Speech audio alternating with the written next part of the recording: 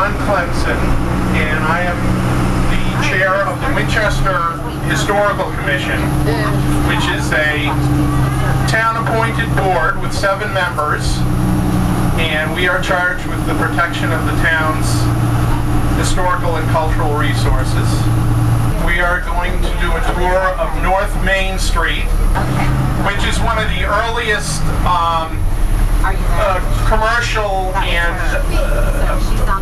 transportation routes in Winchester. Now, keep in mind we're on a trolley, but one of the main reasons that this area developed so intensely was because this was a streetcar route.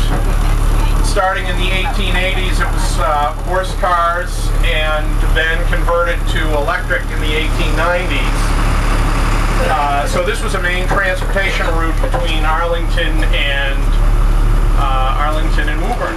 Known for having invented weaving the staple or paperclip.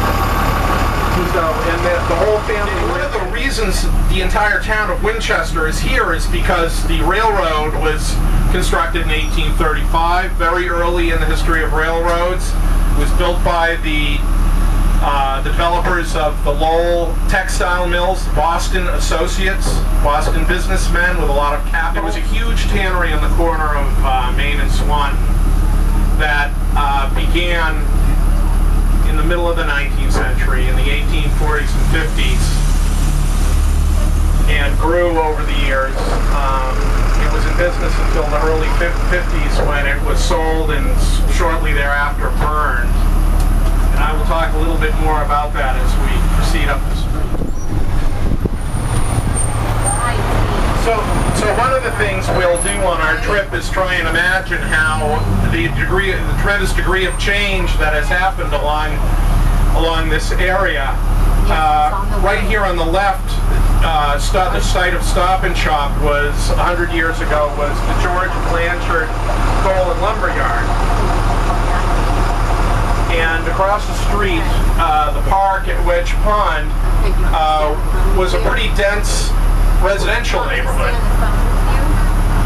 And during the late 30s, early 40s, the town took that land and either moved or tore down about half a dozen small houses. So this area has changed quite a bit. Of course, Skilling's Road didn't exist until the 50s. Can you talk a little bit about how you do your research, how you learn about the history of these buildings? Oh yeah, somebody's asked how do I get my information about these buildings.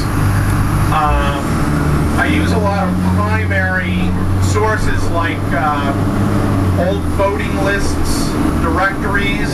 There are published atlases of Winchester from the late 19th, early 20th century that show all of these buildings in great detail with their owners' names on them. So you can cross-check and you can find out a lot about who owned these buildings, where they lived.